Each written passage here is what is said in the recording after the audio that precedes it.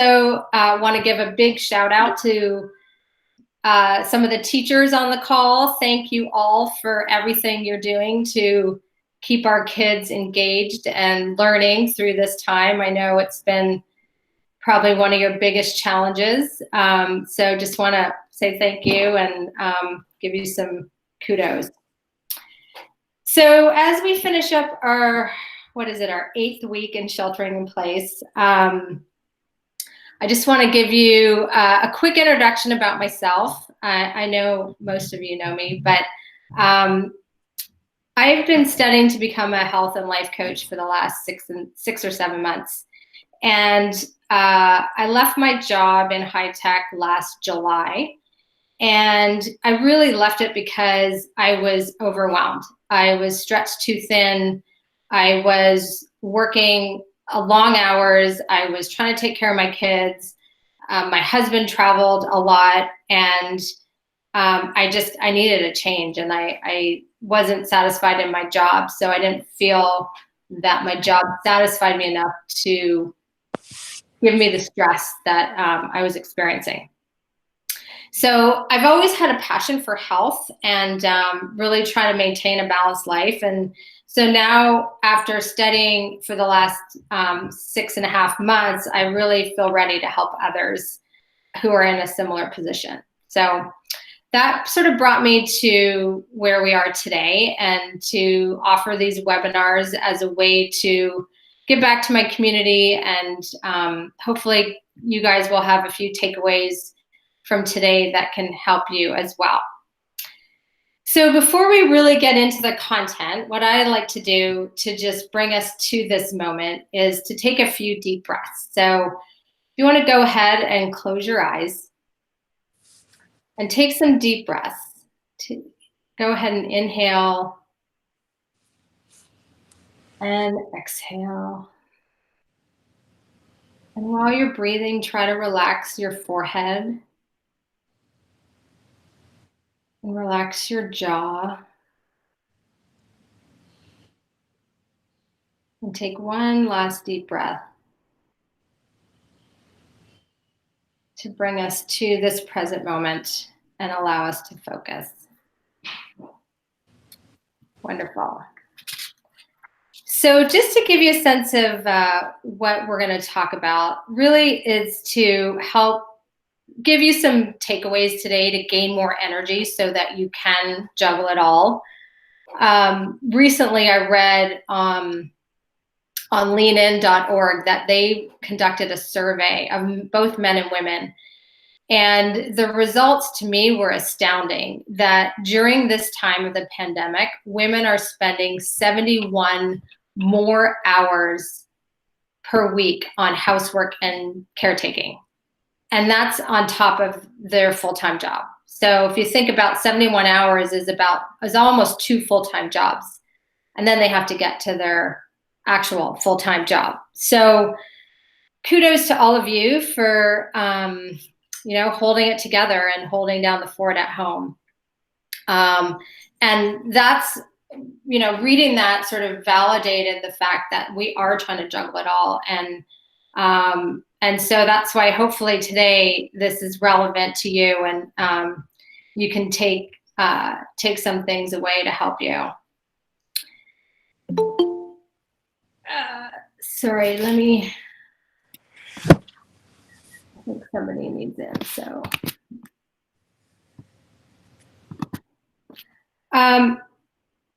So if you want to share in the chat, go ahead and share if you are struggling to keep your energy levels up.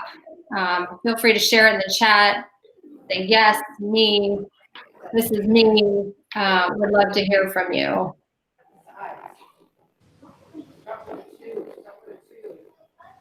We as mothers are nurturers, and we're caretakers by nature. And whether it's our family members, our aging parents, or we have kids at home, we are in some way expected to do it all.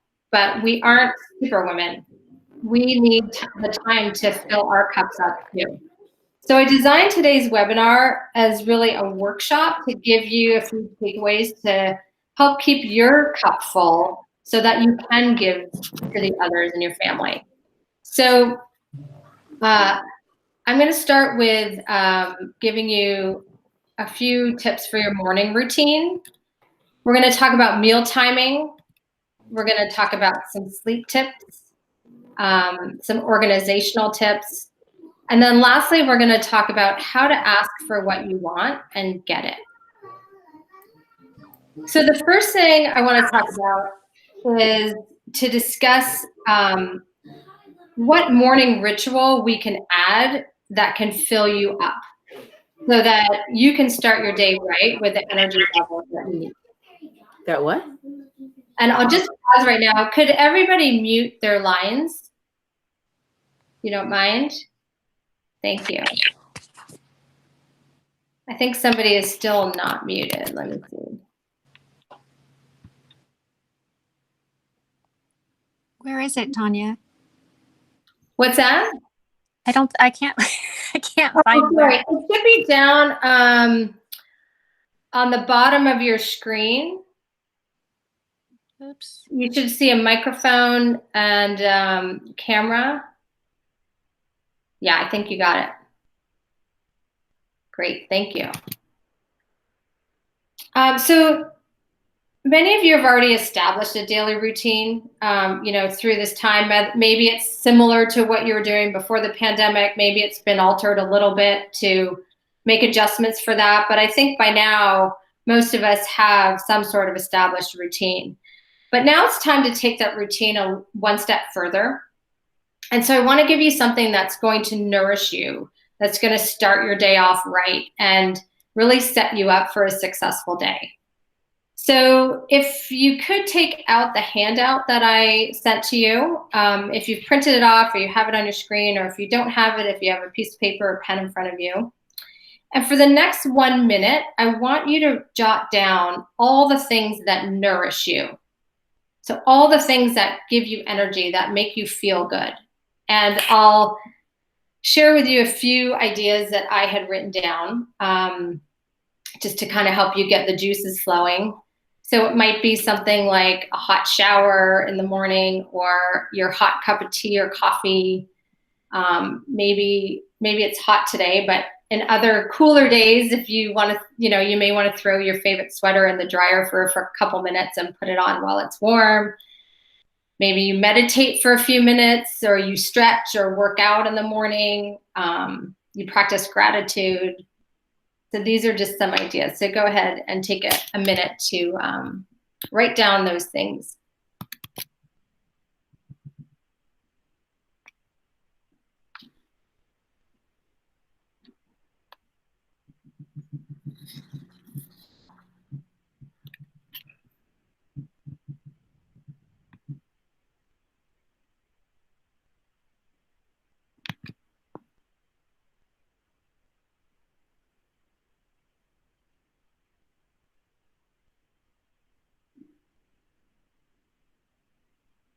Okay, so now I want you to look at your list, and I want you to put a star next to your favorite 3 things. Take a few seconds to do that now. Okay, and now I want you to circle the one thing that you're going to commit to yourself that you're going to start doing starting next week. And if you want, go ahead and share it in the chat so we can see. I would love to see what ideas you've come up with.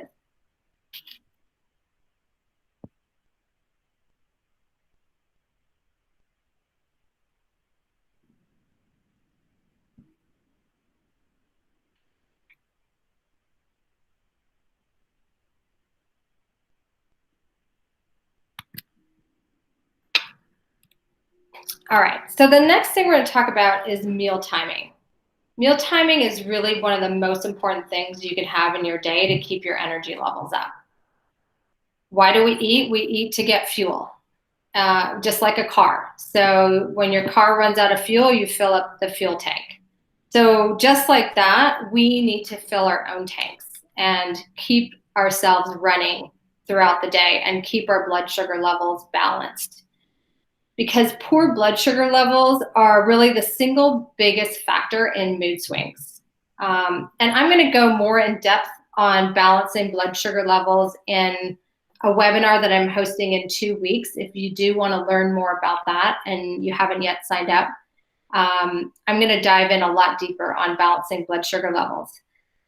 But for today, what I'm going to mention is just that people who experience low blood sugar levels also experience things like brain fog or bad decision making or moodiness or impatience.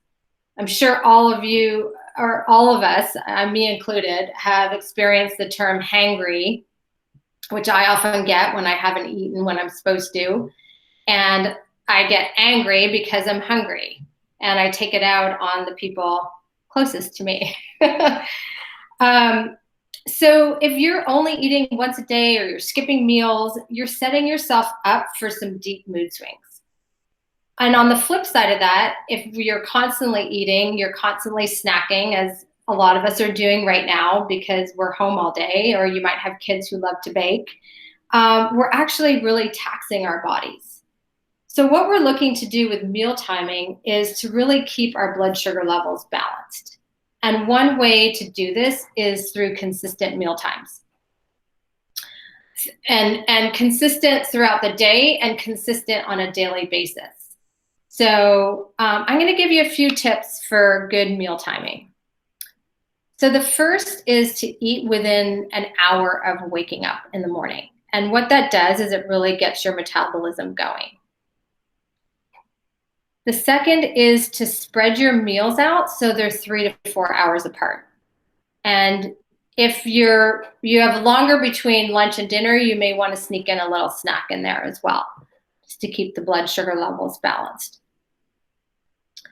Have consistent meal times every day. So depending on what time you start your day, and you have breakfast, say, at 8 o'clock, and you might have lunch at 12, and you might have dinner at 6, and a snack in between, keep those meal times consistent. Your body gets used to eating at certain times. Try to finish dinner at least 2 hours before going to bed so that your body has time to digest your meal. And then the last is to block 20 minutes to eat your meal. So this is often more difficult to do than you think. Breakfast seems like a really quick meal. So even if you typically take 5 minutes to eat breakfast, maybe you can take 10 minutes to eat breakfast. Or if you take 10 minutes to eat lunch, take 15 minutes. And then dinner, really try and eat through the 20 minutes.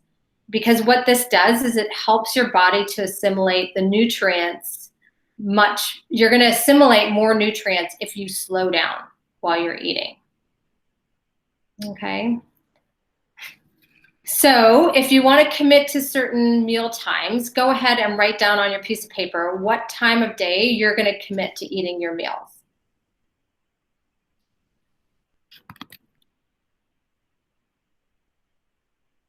And just going back to my previous question, thank you for putting some stuff in the chat just to share.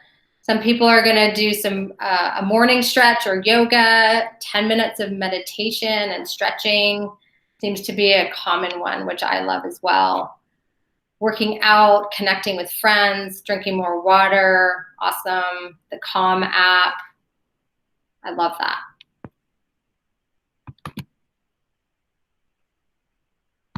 And then Ivy asked about intermittent fasting. So that's also something that a lot of people are incorporating into their day. And if that works for you and your body, that's fantastic.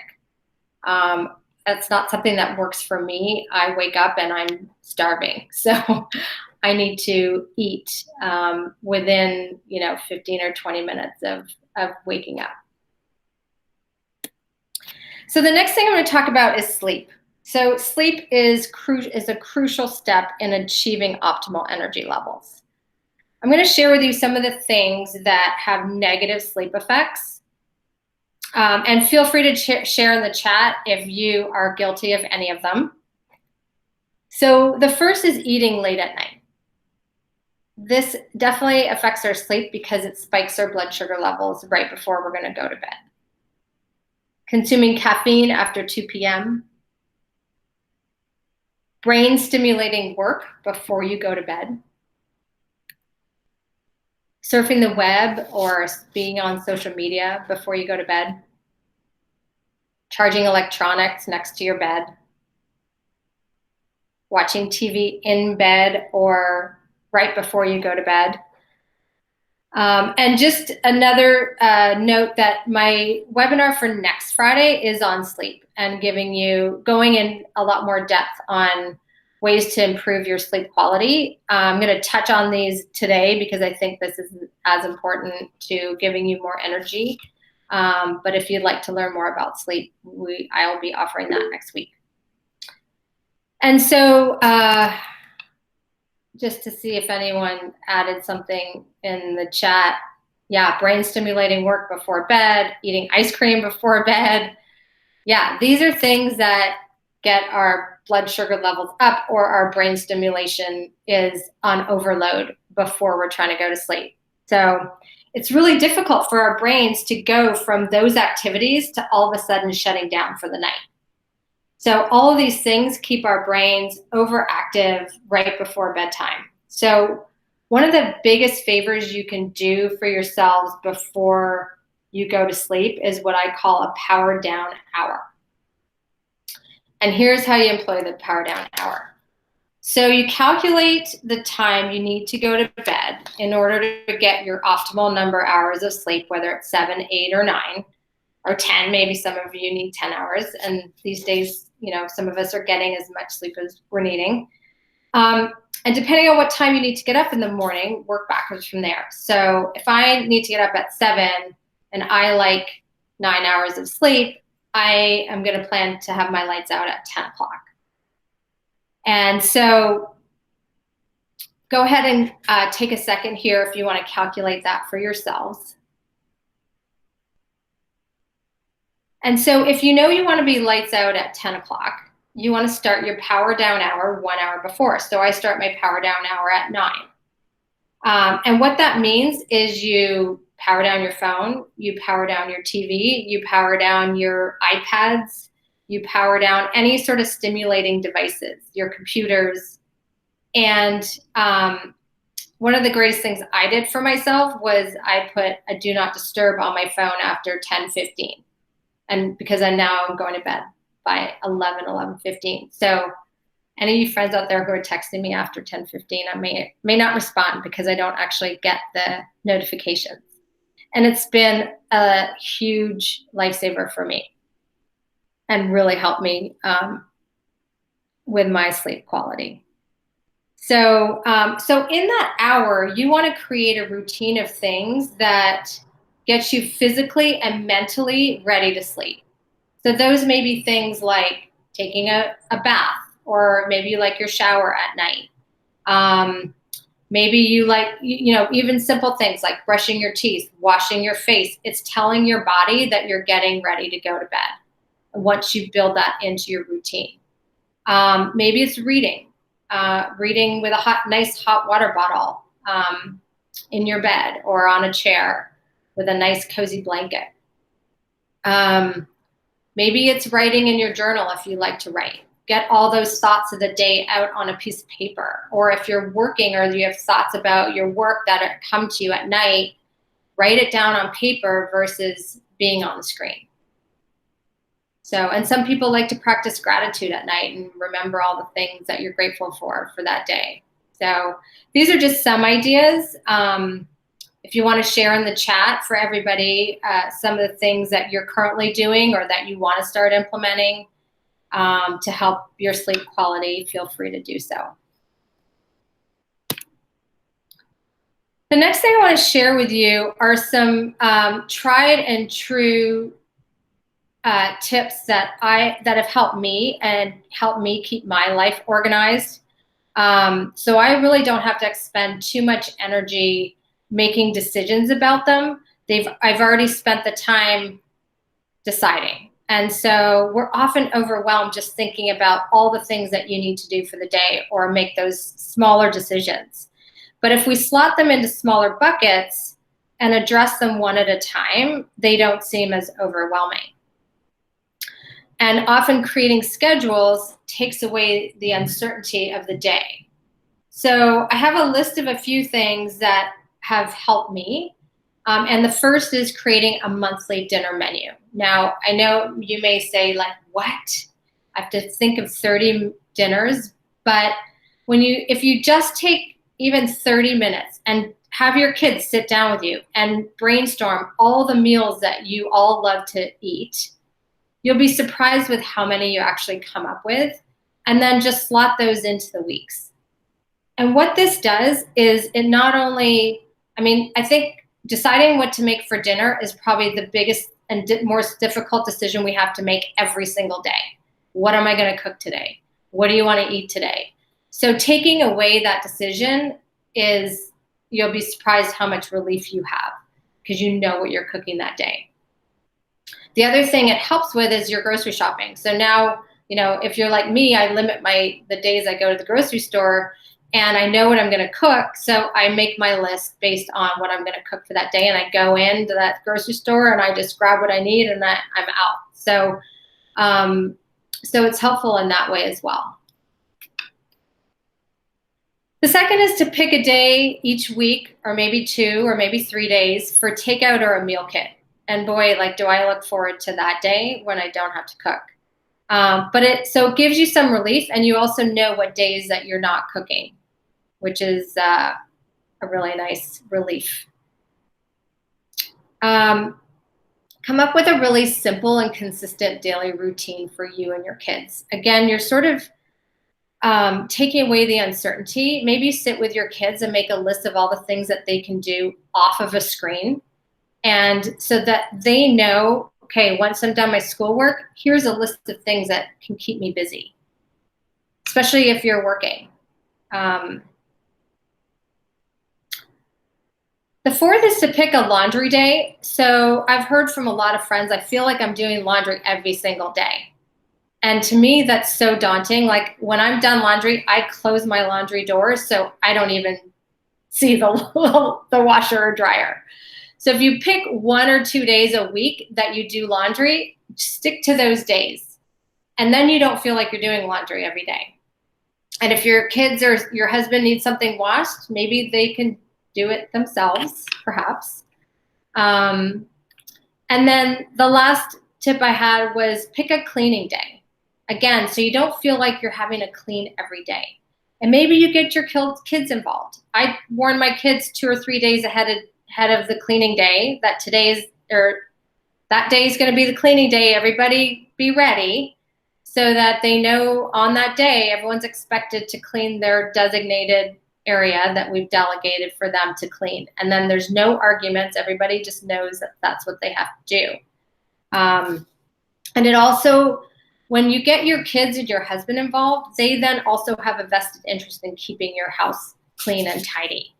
Because when I see a messy or dirty house, it really drains my energy. So hopefully these might be some things that will help you. So the last thing I want to talk about today, and I know it's almost 1 o'clock, so I apologize for running a little late. I think we started a few minutes late, but this exercise should only take hopefully 5 minutes or so. But this is what I think will be really helpful. How many times are we in an emotional state or we're really frustrated when we're trying to ask for help? It probably comes out the wrong way. So what I want to help you with is how to ask for what you want and get it. So often it's not about what we say, it's how we say it. So you and your families, you're all in this together. You, your husband, your partner, your kids, we're all in the house together for almost 24 hours a day. So if you remember that Lean In study I mentioned at the beginning, there was another statistic that I was somewhat shocked by, and that is that men are doing 20 fewer hours of labor per week. And that's probably because you're home now to pick up the slack. So although, we're home, A lot of you work full-time or even part-time. But one thing I do want to remind you of is that, and you probably are responsible for the household, but you're the CEO of the household. If you think of it in that terms, you're the CEO. And when you're the CEO, it doesn't mean that you have to do all those tasks and do everything. It just means that it's your area of responsibility and you get to delegate those things. Okay? So I'm here to share with you ways that you can get help from the people in your family, whether you have small kids or you have big kids. And as this should apply to all of your family members, including your spouse. Because during the pandemic, we've had time to really reflect on what is working in our household and what isn't working. And this time has probably highlighted those things for you. So I want to take you through an exercise that's going to help you ask for the things that you want or that you need from your family that you're not currently getting. So let's turn to that worksheet that I emailed you. And, or if you don't have it, feel free to just grab a piece of paper. And if you're grabbing a piece of paper, you'll see 3 columns, or you should write 3 columns. The first is at the top, what I don't want. The middle is what I'd like. And the third is what would be the best part of that. So go ahead. I want you to take a few minutes and write down what you don't want. What is hard for you right now? What is not working for you right now? And then write what you'd like instead and what would be the best part of that. So we'll just take a minute or two to think through that.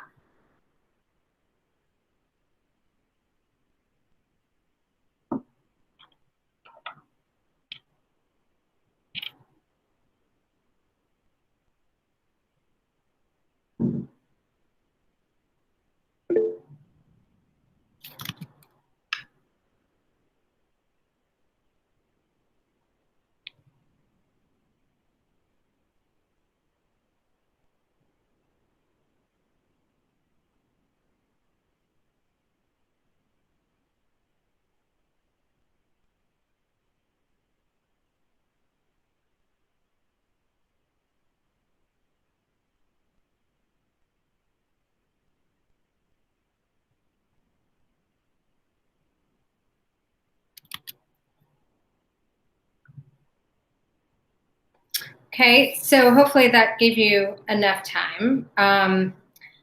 Taking personal responsibility for what you want is one of the key things to experiencing freedom, both in your life and in your career. You are the creator of your own experience. And you get to create any experience as long as you're willing to ask for what you want. So, on a scale of 1 to 10, how willing are you to take responsibility for asking for what you want? If you're not at a 10, then what has to be true for you to make it a 10? What needs to be in place? Is it a loss, perhaps, that you're imagining? Maybe you're feeling a loss of control over how things get done. And if it's some sort of loss you're imagining, think about how can you turn that into a gain? What's the benefit for you? What's the benefit for them?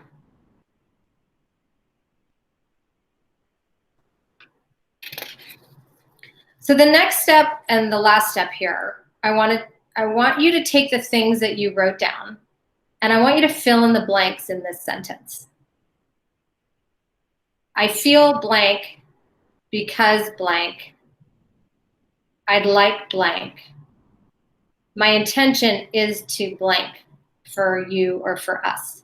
And I'll give you an example. I feel overwhelmed because I'm trying to do it all. I'm trying to work, I cook, I clean, I take care of the kids, I shop. I'd like your support in helping me with some of these duties.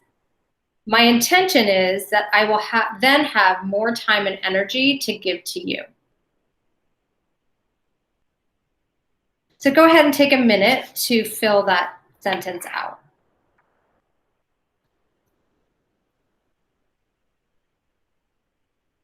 And if you want to share yours in the chat, feel free to do so. I feel like this exercise is a really great exercise for taking the emotion out of what you really need. And it can work with anybody, whether it's your spouse or your kids, or maybe it's your boss at work, or it's a colleague, or even your teacher or your school principal. So I feel like this is a great exercise for many, many reasons.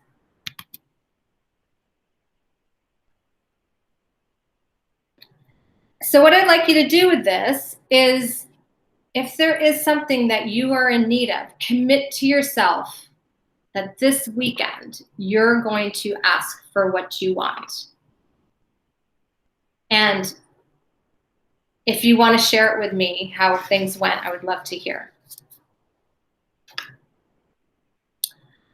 So those are the 5 ways I was hoping to share with you, or I did share with you, on how to fill up your own cup, and so that you can, have more energy to give to your family. So hopefully you took away some tips there. And then I just wanted to share here with you, if you did want to join my other webinars, I've got 2 more coming up. 3 tips to a better night's sleep next Friday, same time, same place. And then 7 ways to improve your energy levels by balancing your blood sugar is in 2 weeks. So these are a few ways to help you. I hope you'll put some of them into practice and get some benefit from it. And all of this is to really say that it's so important for you to feed yourself, feed your own soul, so that you have the energy to give to everybody else in your family. And if anybody wants to learn more or go deeper on any of these things that I talked about, I'm happy to schedule a call with you, spend time with you to dive deeper. If anybody's interested in learning more about my coaching program, I'd be happy to talk to you about that as well. And I just want to express my deepest gratitude to you all for being here. And I think you should also thank yourselves for making yourself a priority today and for showing up. So thank you all. And also want to wish you all a happy Mother's Day on Sunday. I hope you're spoiled to death. So thanks for showing up. And if there's any questions, let me know or put them in the chat. If you want to unmute yourself, I'd be happy to answer any questions.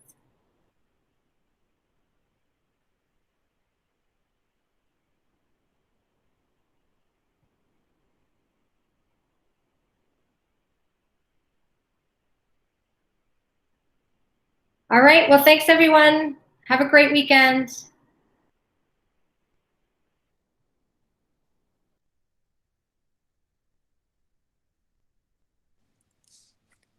Thanks, Tanya.